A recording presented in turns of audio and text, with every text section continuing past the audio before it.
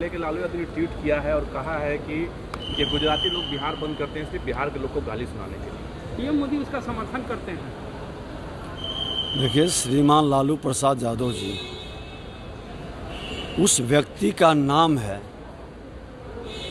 जो जंगल राज के नायक थे, बिहारी शब्द को गाली बनाए, बिहार को बर्बाद किए और उस जंगल राज के पाठशाला में गुंडे करने का पाठ पढ़ाते थे और गुंडा बिहार में पैदा किए थे। नौजवानों के हाथ में हथियार देकर उस गुंडा से बिहार में शासन करते थे।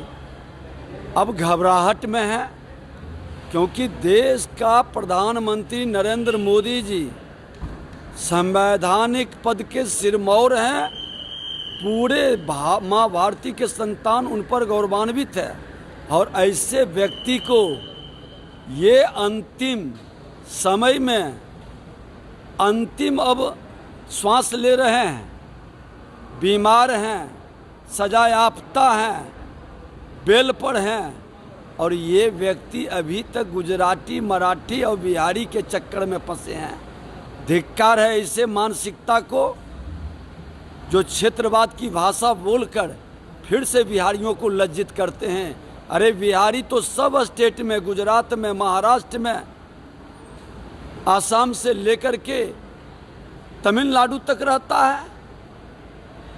देश के प्रधानमंत्री को एक क्षेत्र से बांध करके इनके नकारात्मक भाव, इनकी सोच को, इनके कद को छोटा करता है। लालू प्रसाद यादव जी, आप जिस मानसिकता से बिहारियों को बदनाम और बर्बाद किए हैं, अब बिहारी आपके चंगुल में नहीं। बिहारी अपने स्वाभिमान और सम्मान के लिए, देश के माँ भारती के हर संतान के लिए लड़ेगा और आप जैसे लोग बिहार को गाली बनाने वाले घटिया किस्म के लोग हैं।